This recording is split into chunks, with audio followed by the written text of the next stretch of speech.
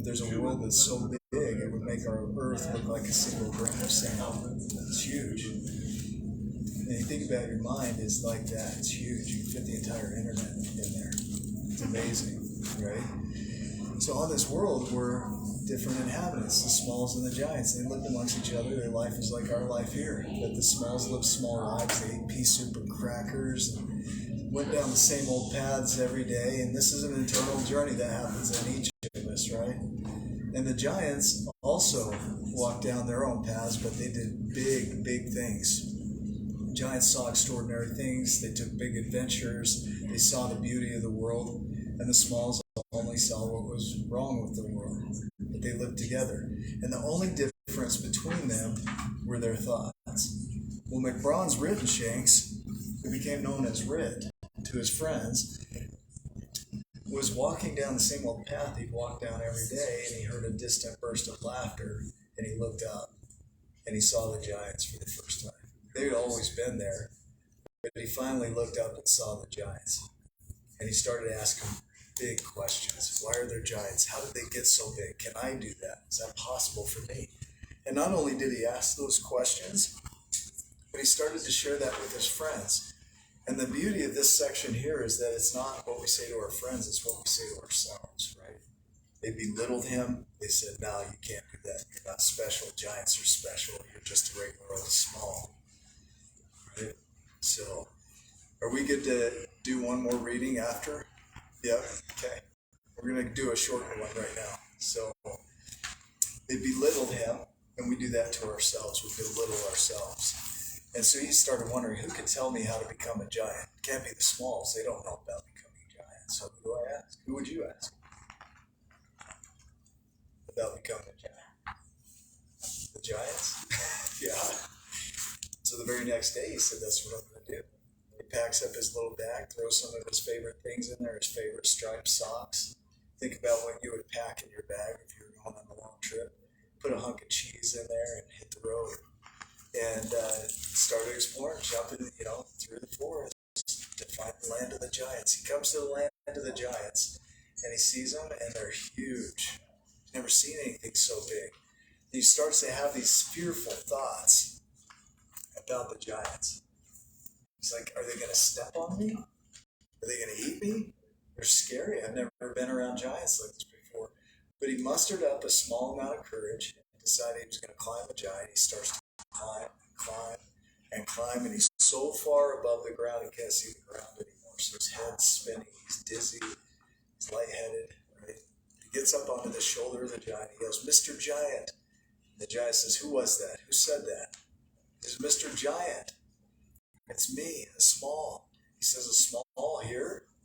The smalls don't go looking for giants generally.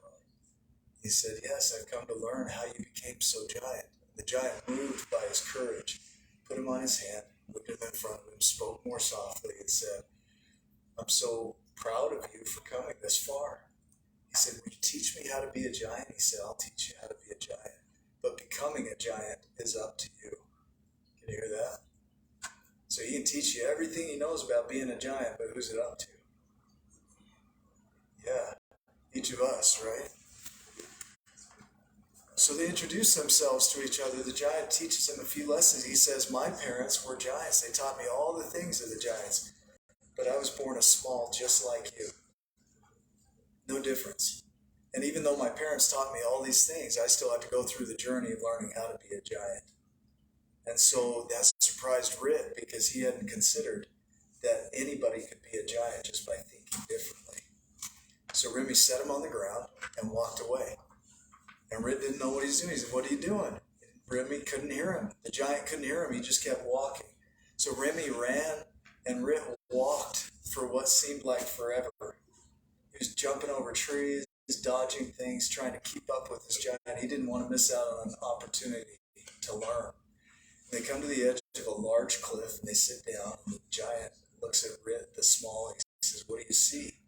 And Rit says, I don't know, some weeds, some dirt. And Remy laughs. He says, what else do you see? And Rit, the small, says, just dirt. That's it. So Remy places him on his shoulder and stands up. And he finally sees for the first time in his life what a giant sees. He sees the ocean in front of him. He can't even speak. He's so blown away by the view. And he says, Rit, a giant sees what a small will never see.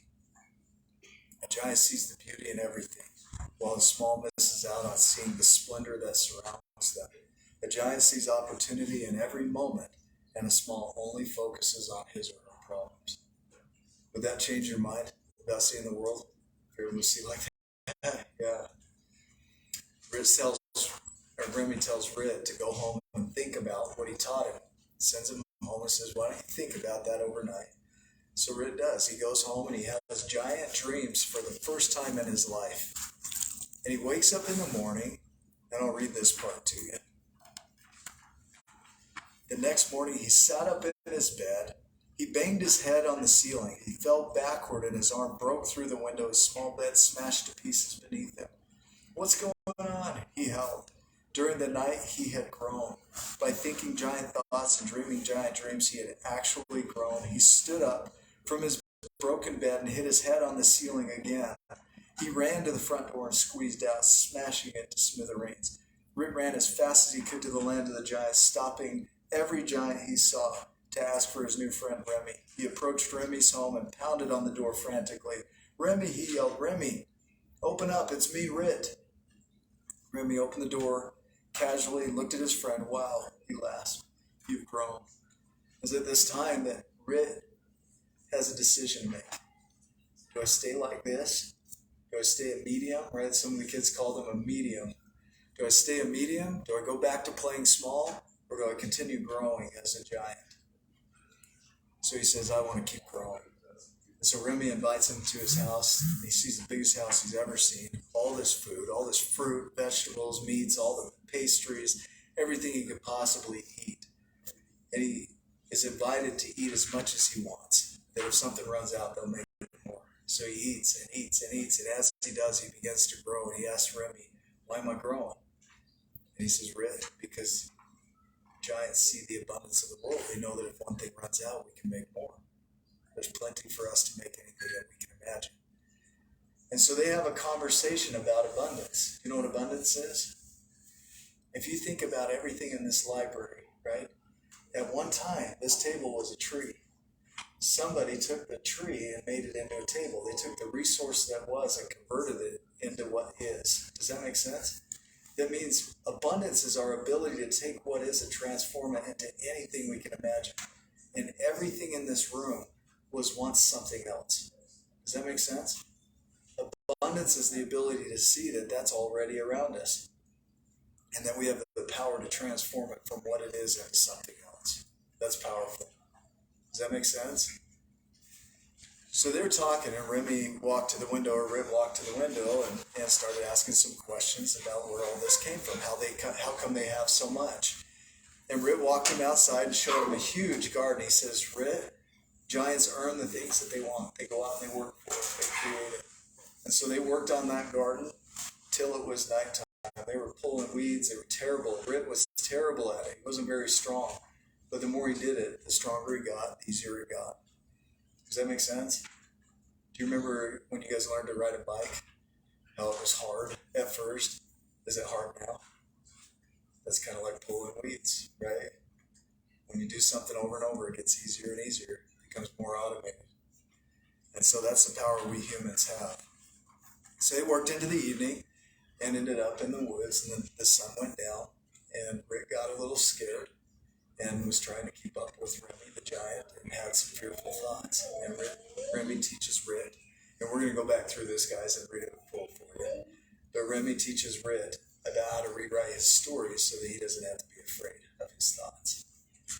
And Rit works every day to become a giant. He works hard every day. He grows and grows and grows, and he goes back and teaches the other smalls how to become giants and has many adventures with his friend Remy, and eventually becomes a giant among giants. And that's the end of that story, right? Can you see yourself in that? Yeah. I'd invite you to go home and read this in full, because there are more details in there that are for you, some messages that are powerful that will help you to grow even more. Is that cool? Is that a good 15-minute break? Thank you. Yeah.